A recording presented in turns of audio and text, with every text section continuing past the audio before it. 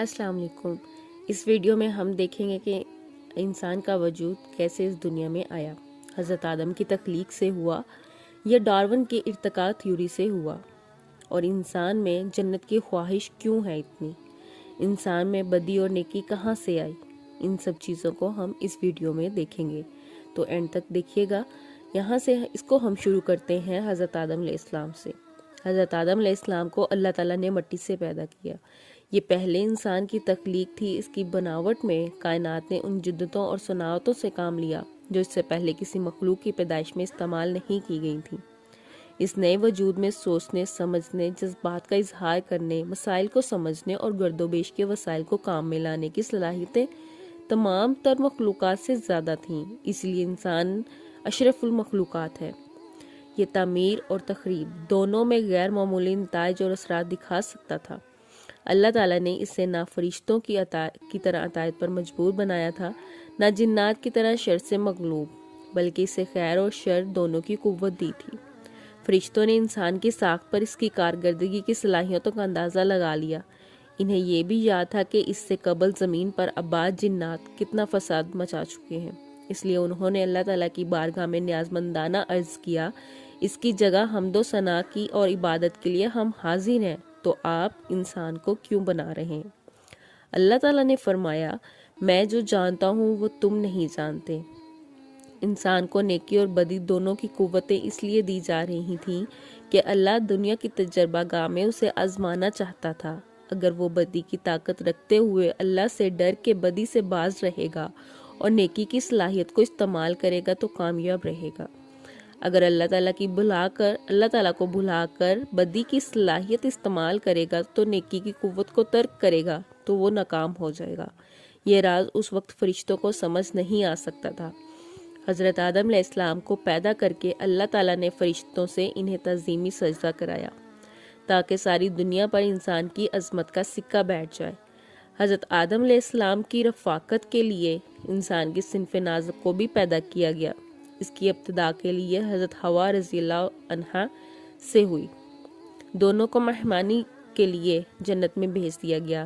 دنیا کے پہلے مرد اور عورت نے جنت میں تھوڑا ہی عرصہ گزارا، مگر اس مختصر سی زندگی کا آرام و سکون انسانی روح کی گہرائیوں میں ایسا جذب ہوا کہ بعد میں آنے والا ہر انسان اپنے اندر جنت جیسی کسی جگہ میں جا بسنے کی زبردست خواہش محسوس کرتا ہے، جہاں خوشیاں ہی خوشیاں ہوں، رنج و غم اور تکلیف کا نام و نشان نہ ہو، جہاں ہر خواہش پوری ہو اور ہر نعمت میسر ہو۔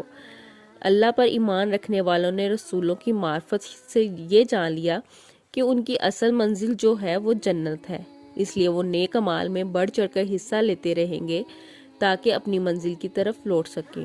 اللہ اور اس کے رسولوں پر ایمان نہ رکھنے والوں نے جنت کو ایک خیالی چیز سمجھ کر اس سے انکار کیا، مگر وہ اپنی فطرت میں موجود جنت کی خواہش سے خود کو آزاد نہ کر سکے، اس لیے دنیا کے محدود وسائل کی چھین چپٹ میں غرق ہو گئے تاکہ اس فانی زندگی میں جنت کے مزے لے سکیں۔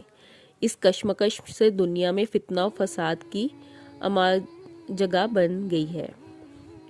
تخلیق آدم سے اب تک انسانوں کو گمراہ کرنے میں سب سے بڑا دخل شیطان کا رہا ہے۔ شیطانوں کا سردار ابلیس جنات کی نسل سے ہے۔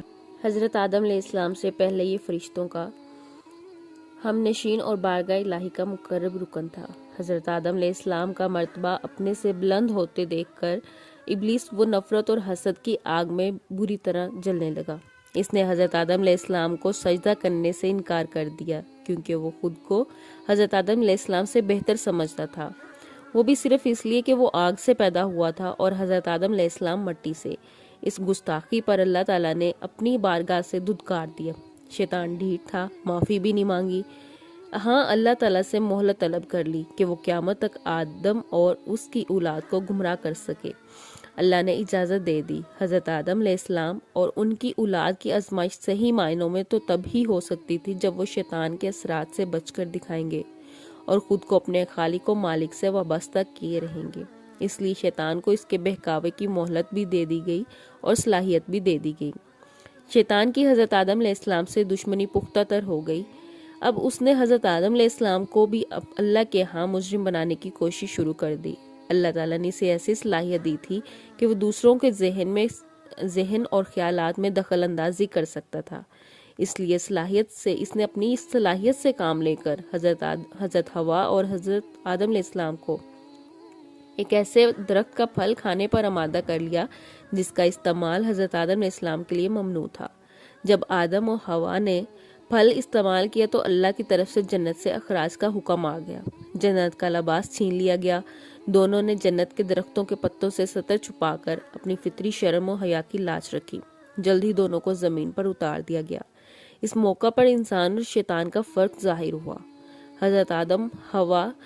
حضرت حوا رضی اللہ تعالیٰ عنہ نے گڑ گڑا کر اللہ سے اپنی لغزش کی معافی مانگی، جبکہ شیطان اپنی سرکشی پر ڈٹا رہا۔ اللہ تعالیٰ نے حضرت آدم اور حضرت حوا کی توبہ قبول فرمائی اور انہیں متنبہ فرمایا کہ اب شیطان ہمیشہ تمہاری اولاد کا دشمن رہے گا، اس سے ہوشیار رہنا۔ یہ بھی بتایا کہ نسل انسانی کی رہنمائی اور اسے شیطان کے اثرات سے بچانے کے لیے آسمانی ہدایت کا سلسلہ جاری رہے گا۔ جو اس ہدایت کی پیروی کرے گا وہ آخرت میں بے خوف و خطر ہوگا، جو اسے ٹھکرائے گا وہ سخت عذاب کا حقدار ٹھہرے گا۔ چونکہ حضرت آدم علیہ السلام کی پیدائش اور دنیا میں ان کی آمد کا قصہ انسان کو اس کی اصل منزل، مقصد اور حیثیت سے آگاہ کرتا ہے، اس لیے قرآن مجید اور احادیث نبویہ میں اس واقعے کو بہت وضاحت سے بیان کیا گیا۔ معلوم ہوا کہ دنیا میں انسان کے آمد کے پیچھے اللہ تعالیٰ کی معرفت کے حصول، اس کی توحید تک رسائی، اس کے در پر جھکنے، اس کے احکام ماننے اور شیطان کے جال سے بچنے کی آزمائش مقصود تھی۔ یہی راز تھا جس کے لیے حضرت آدم علیہ السلام کو پیدا کیا گیا، دنیا میں بھیجا گیا اور ان کی نسل کو چلایا گیا۔ حضرت آدم علیہ السلام کی وفات تک ان کی نسل کی افراد کی تعداد 40,000 کے لگ بھگ ہو چکی تھی۔ یہاں ہمیں اچھی طرح سمجھ لینا چاہیے کہ پیدائش آدم کا یہ قصہ جو قرآن و حدیث مبارکہ میں بیان ہوا ہے، اس کی تائید تورات اور انجیل اپنی موجودہ تحریف شدہ حالت میں بھی کرتی ہیں۔ اس حقیقت کو واضح کرتا ہے کہ تمام انسان حضرت آدم علیہ السلام کی اولاد ہیں، سب ایک باپ کے بیٹے ہیں اور انسان ہونے کے ناطے بھائی بھائی ہیں۔ اس سے یہ حقیقت بھی سامنے آتی ہے کہ ڈارون کا نظریہ ارتقاء اور انسان کے بندر کی نسل سے ہونے کا مفروضہ جو ہے کہ وہ نری گپ ہے، جو تمام آسمانی مذاہب کے برعکس اور تاریخ سے متصادم ہونے کے ساتھ ساتھ عقل کے بھی بالکل خلاف ہے۔ اگر قدیم زمانے کے بندر ارتقاء کرتے کرتے انسان بن سکتے تھے تو دور حاضر کے بندر ہی کیوں رہے، انسان کیوں نہیں بنے؟ انسان ہزاروں برس میں کوئی اور مخلوق کیوں نہیں بن گیا؟ بلی شیر کیوں نہ بن پائی؟ گدھا آج تک گھوڑے میں تبدیل کیوں نہ ہو گیا؟ حضرت آدم علیہ السلام دنیا میں آئے تو یہاں جنت جیسی نعمتیں اور آسائشیں نہ تھیں، پھر بھی یہ دنیا انسان کی ضروریات پوری کرنے کے لیے کافی تھی۔ کھاتے پیتے، ستر پوشی اور رہنے سہنے کے وسائل یہاں میسر تھے۔ خالق کائنات نے اس پہلے انسان کو ان وسائل کے استعمال کی تربیت بھی دی تھی۔ حضرت جبرائیل علیہ السلام گندم کے دانے لے کر آئے اور حضرت آدم علیہ السلام نے انہیں زمین میں کاشت کر کے اناج حاصل کیا، اسے پیسا اور پھر اس کو گوندھ کر روٹی تیار کی۔ جنت سے نکالے جاتے وقت حضرت آدم اور حضرت حوا نے درخت کے پتوں سے ستر پوشی کی تھی۔ دنیا میں اس کا مستقل انتظام اس طرح سے کیا کہ دمبے کے بالوں سے اونی کپڑا بنایا گیا۔ اس اونی کپڑے سے حضرت آدم علیہ السلام کا جبہ اور حضرت حوا کا کرتا اور اوڑھنی تیار ہوئے۔ حضرت آدم علیہ السلام اور حوا کی اولاد ہوئی تو ان میں نکاح کا سلسلہ شروع ہوا اور یوں اولاد آدم کی افزائش ہوئی۔ دور حاضری میں مغربی محققین نے جہاں انسانی تہذیب و تمدن کو لاکھوں سال قدیم بتایا ہے، وہاں یہ بھی دعویٰ کیا ہے کہ شروع میں انسان جانوروں کی طرح برہنہ پھرتا تھا، کچا گوشت چباتا تھا، نکاح کا کوئی تصور نہ تھا، مرد و زن کسی رسم اور قید کے بغیر شہود پوری کیا کرتے تھے۔ ہزاروں برس بعد وہ کھانے پینے، پہننے اور نکاح کا عادی بنا۔ یہ دعوے محض قیاس کی پیداوار ہیں اور تاریخ ان کی تردید کرتی ہے، ان سے انکار کرتی ہے۔ دنیا میں آنے کے چند سو برس بعد اولاد آدم نے خالق کے بنیادی سبق کو بھلا دیا اور بد اعتقادی کی کھائیوں میں گرنے لگی، تو اللہ تعالیٰ نے ان کو راہ راست پر لانے کے لیے انبیاء اور رسولوں کا سلسلہ شروع فرمایا۔ آج کی ویڈیو میں اتنا ہی۔ کل ہم حضرت نوح علیہ السلام کے بارے میں سنیں گے اور پھر ان کے بارے میں پڑھیں گے اور اسی طرح ہم پوری تاریخ امت مسلمہ ڈسکس کریں گے، جس میں ہم روزانہ کی بنیاد پہ اس کا تھوڑا بہت کچھ نہ کچھ سٹیپ بائی سٹیپ ضرور سنائیں گے۔ تھینک یو سو مچ۔ اللہ حافظ، جزاک اللہ خیر۔